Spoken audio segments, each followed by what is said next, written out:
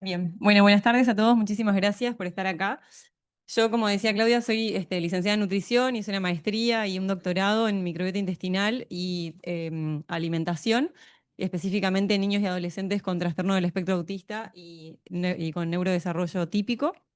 Lo que les voy a comentar, y también hice, por supuesto, el posgrado, que en su momento no era maestría, acá también en la Universidad Católica, en lo que es el diploma integral de esta mirada de la salud, con esta mirada psico-neuro-inmuno-endocrina.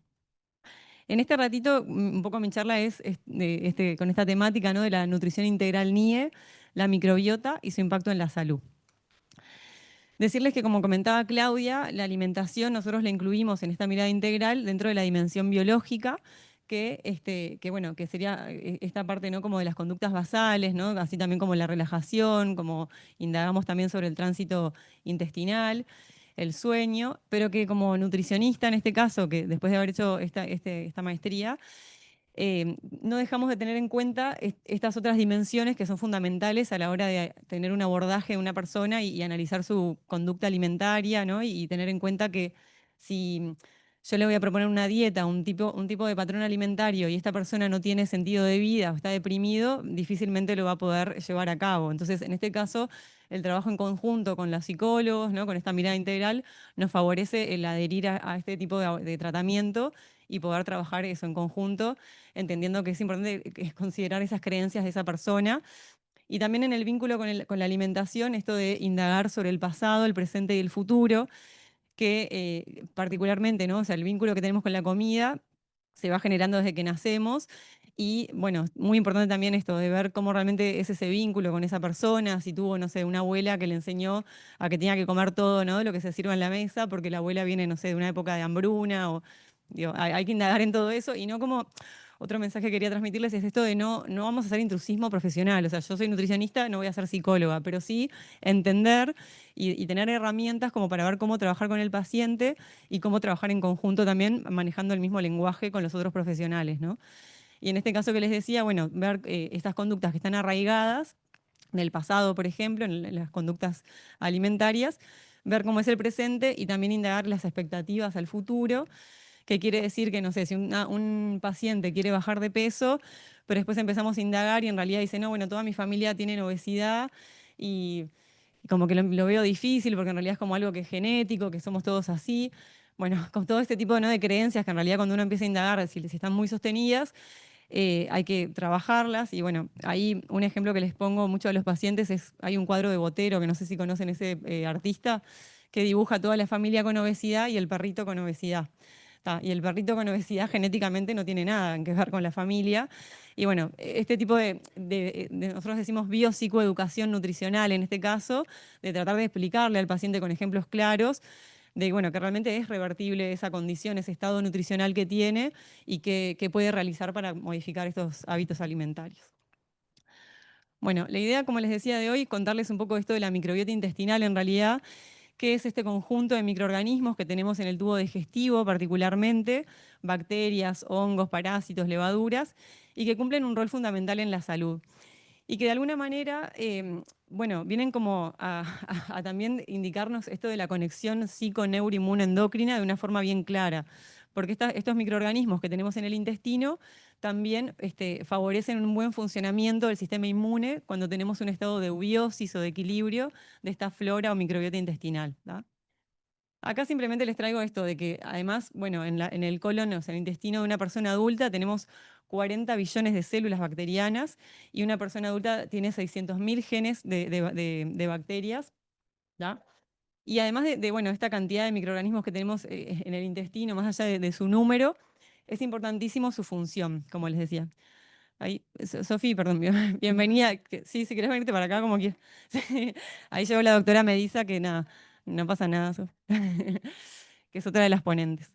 Bueno, y les estaba explicando un poco este eje intestino-cerebro, que no sé si con esto puedo señalar acá. También sabemos, ¿no?, que cuando estamos estresados, cuando tenemos, no sé, una entrevista laboral, por ejemplo, ¿no?, se genera la activación de este eje hipotálamo hipófiso adrenal y se genera la secreción de cortisol. Y este cortisol estimula el sistema nervioso entérico, que es el sistema nervioso, ¿no?, que está inervando todo el tubo digestivo y me va a generar cambios. Generalmente me saca el apetito o me modifica la motilidad intestinal. Entonces, esto lo tenemos todos bien claro y presente de que cuando tenemos alguna situación de estrés nos genera cambios en el intestino, pero también desde el intestino se manda mucha información con señales aferentes hacia el cerebro, ¿tá? Y esto es gracias a esta microbiota que tenemos allí presentes. Esto es un poco la imagen de lo que sería un intestino como más eubiótico, saludable, y esto con alteración, es una imagen gráfica, pero para que entendamos un poco, acá tenemos el conjunto de microorganismos, la capa de mucus y una célula pegada a la otra que forman esta barrera, ¿no? de lo que es la barrera intestinal. Y atrás tenemos todo lo que es las células dendríticas, macrófagos, las placas de Peyer, em, bueno, muchas células del sistema inmune que están trabajando ahí en comunicación con esta barrera intestinal, digamos. Esto es un estado de eubiosis o de equilibrio. Acá tenemos representado lo que sería la disbiosis, que es cuando hay un crecimiento de bacterias más patógenas o microorganismos más patógenos y una disminución de aquellas que pueden ser beneficiosas, como lactobacilos, bifidobacterias.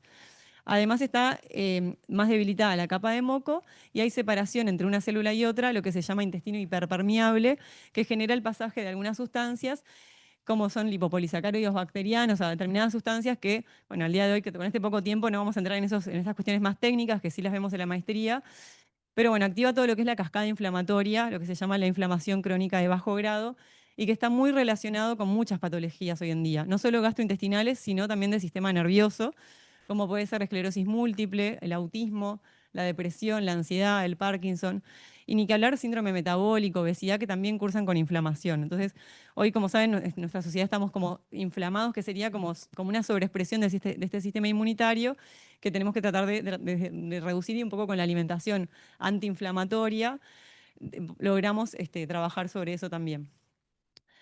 Em, bueno, esto es lo que les decía, voy a pasar un poquito. Acá este es uno de los... Sí, está. Bien. Bueno, acá este es un artículo que de hecho publiqué en el marco del doctorado y les quería traer como para nada, que mostrarles cómo acá lo que analizamos en Uruguay justamente en 30 niños con autismo y 30 niños sin autismo. Analizamos la microbiota intestinal con un análisis de las bacterias, analizando un gen que es el 16S. Vimos cómo estaban los porcentajes de las bacterias de esas muestras de materia fecal entre los niños con TEA y sin TEA. Y vimos que efectivamente las personas con autismo tenían más Clostridium glycolicum, que es un género bacteriano que en la bibliografía está muy asociado al autismo, el tener más Clostridium, y tenían menos Bifidobacterium longum, que es una bacteria que también se ha visto que está disminuida, por ejemplo, en pacientes con depresión, con ansiedad, y de hecho hoy en día hasta hay probióticos, ¿no? Que son estos suplementos que una persona puede agregar, y bueno, y se ha visto que al mejorar estos niveles de este Bifidobacterium longum, mejoran los índices estos de ansiedad, o sea, ¿y por qué? Bueno, los mecanismos tienen que ver con que esta bacteria ayuda o colabora en el metabolismo del cortisol justamente. ¿Tá? Como que yo le explico a los pacientes como si digiriera un poco el cortisol, ¿no? Entonces me ayuda a bajar los niveles de cortisol circulante. Bien. Esto simplemente se los traigo a modo de ejemplo de que hay evidencia en esto de la asociación de la microbiota con determinadas patologías. Ahora, siempre nos preguntamos qué está primero, si el huevo o la gallina, o si es que el autismo me generó cambio en la microbiota o la microbiota, y eso al día de hoy todavía no lo sabemos, pero sí sabemos que están presentes las dos cuestiones, o sea, la microbiota disbiótica o alterada y la condición que puede ser autismo, esclerosis múltiple o lo que sea, ¿no? Y que si trabajamos sobre ello podemos realmente ver cambios en muchos casos. No voy a entrar en esta charla en lo que es trastorno del espectro autista, porque también es como muy específico y es cierto que también, nada, es muy amplio el espectro y los cambios, bueno, pueden diferir mucho entre una persona y otra, o sea, no, sabemos que sí, hay muchos niños que hacen cambios en la alimentación, o sea, mejoran su alimentación, su calidad de vida a través de mejorar esta barrera intestinal, y hay otros que quizás los cambios no son tan notorios, ¿no? O sea, por supuesto que hay individualidades y hay otros factores en esta mirada integral, hay multifactorialidad y es lo que hay que también tener en cuenta. Pero bueno, volviendo a esto de la alimentación, la microbiota, en sí, a cómo le influye la alimentación en la microbiota, decirles que todo lo que es la alimentación del tipo basada en plantas, o sea, donde se aportan muchos vegetales, hortalizas, legumbres, lo que ustedes se imaginan como alimentación equilibrada, es lo que hoy se asocia a tener una mejor barrera intestinal, ¿no? Un estado de eubiosis, de equilibrio, y que esto a su vez como ven en este artículo, ¿no? Se asocia con mayor neuroplasticidad, con un aumento de los ácidos grasos de cadena corta, que esto es cuando nosotros consumimos este tipo de alimentos, ¿no? Esto es como la dieta mediterránea, tenemos sustratos que vienen en los envases naturales, que son los alimentos, que llegan al intestino y son fermentados por esta microbiota y generan estos metabolitos, estos ácidos grasos, que tienen un efecto benéfico inmunomodulador, también de activar determinados receptores, como puede ser receptores que estimulan la secreción de otras hormonas que dan más saciedad, o sea, regulan el eje hambre-saciedad, esta microbiota. Se ha visto que el butirato, por ejemplo, activa un receptor en las células que me va a aumentar la leptina, que es la hormona anorexígena, y me va a dar más saciedad. ¿Tá? Ahora, el tipo de alimentación, como ustedes saben, industrializada, del tipo, ¿no? Con mucha carga de azúcares, grasas, aditivos, se asocia con menos neuroplasticidad, con aumento de algunas bacterias más negativas, aumento de lo que es el intestino hiperpermeable, bueno, situación más negativa para esta barrera intestinal. Todo esto da para profundizar mucho más, pero bueno, era como para mostrarles un poquito, ¿no? En estos minutos. Y bueno, perfecto. Y acá decirles esto de los distintos abordajes que tenemos desde lo nutricional, por supuesto que el tipo de patrón alimentario, que no hablamos de dieta, sino como cambios y tratar de no restringir, sino mejorar también en este vínculo con la alimentación. Hoy se trata también de sacar el pesocentrismo, ¿no? O sea, no es el peso, las calorías, sino como ver realmente qué puedo agregar, qué alimentos más de mejor calidad, más nutritivos le puedo aportar a esta persona. Y por otro lado, bueno, en algunos casos ver la suplementación, que puede ser con algunas vitaminas o minerales que pueden estar deficitarias, como vitamina D, por ejemplo, pero también, bueno, algún probiótico si es necesario, analizar bien la evidencia científica, que ahí les recomendamos también consultar los consensos, como el de la Organización Mundial de Gastroenterología, la WHO, que tiene los consensos del uso de probióticos, que son estos microorganismos vivos, perdón, ¿no? Que van a estar colonizando o generando cambios en la barrera intestinal. Los prebióticos, que son estas fibras, y bueno, también hablamos del trasplante de materia fecal, que hoy en día está avalado solo para la infección por Clostridium difficile. Este es un resumen del el típico plato de nutricionista, que se han ido al nutricionista, que ojalá que sí.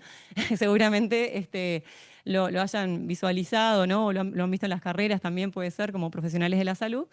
Pero bueno, un poco esta es como una recomendación general de aumentar, o sea, que sea protagonista de los alimentos de origen vegetal, que haya también proteínas, ya sean de origen animal o vegetal, y carbohidratos que pueden ser cereales integrales, puede ser, digamos, cereales integrales que puede ser, no sé, quinoa, puede ser trigo integral también, arroz, papa, boniato, bueno, varias opciones que tenemos, y también las grasas saludables, y en algunos casos, como les decía, suplementar y siempre acompañar con agua. En cuanto a esto de las fibras, los prebióticos que se llaman, que es el alimento para estos microorganismos, acá mostrarles simplemente esto, ¿no? De que cuando fermentan las bacterias estos sustratos, se secretan estos ácidos grasos de cadena corta que les mostraba y aumenta la producción de moco que es necesaria para la barrera intestinal, aumenta la producción de inmunoglobulina A, mejora la reparación tisular, disminuye la inflamación, mejora la integridad del epitelio, aumenta las células T reguladoras, que son las que disminuyen un poco la inflamación. Entonces, en ese sentido es que está comunicado con el sistema inmune. En cuanto a los probióticos, solo como para un mensaje del día de hoy, recordar que tenemos que ver el apellido, que es el género, el nombre, que es la especie, y el número de documento, que es la cepa. ¿Tá? Entonces, si ustedes ven en los suplementos, van a ver esta nomenclatura y ver, bueno, en qué cantidad, que lo mínimo que tiene que tener para denominarse probiótico es 10 a la 7, o sea, es un poquito menos de 1 billón de unidades formadoras de colonias, lo que tiene, o si quieren leer, que tenga más o menos 10 a la 7 por lo menos el aporte de ese suplemento para generar un cambio, es lo que se recomienda hoy en día. Y por último, decirles también que además de los alimentos, también estudiamos, ¿no? Los materiales que a veces acompañan a los alimentos o las partículas que podemos ingerir con los alimentos, como los microplásticos, disruptores endocrinos, ¿no? Que hoy en día estamos como muy atravesados por el consumo de muchos microplásticos con los envases y que eso también altera la microbiota y altera el sistema inmune. Y sobre todo lo que son los hidrocarburos aromáticos policíclicos, que también es cuando, no sé, nosotros que nos gusta el asadito, ¿tá? Si comemos el asado muy tostadito, todos esos compuestos también de la reacción de Maillard, que son como compuestos que generan ese tostado, en exceso nos van a afectar a la microbiota y sobre todo al sistema inmune también, ¿no? Que esto lo pueden ver en este artículo, sí. Bueno, en fin, para terminar, esto de lo que vamos a fomentar un poco es una alimentación saludable con esta mirada integral de respetando el tiempo de comida, hacer alimentación consciente, comer despacio, sociabilizando, también considerando la actividad, el descanso y, como decía Claudia, la cantidad, la calidad y la cronobiología y entender, ¿no? Esto de que en nuestro comportamiento alimentario, como les decía, inciden otros factores y trabajar en conjunto con otros profesionales es fundamental con esta mirada y entender esta relación cuerpo-mente-entorno. Bueno, muchísimas gracias.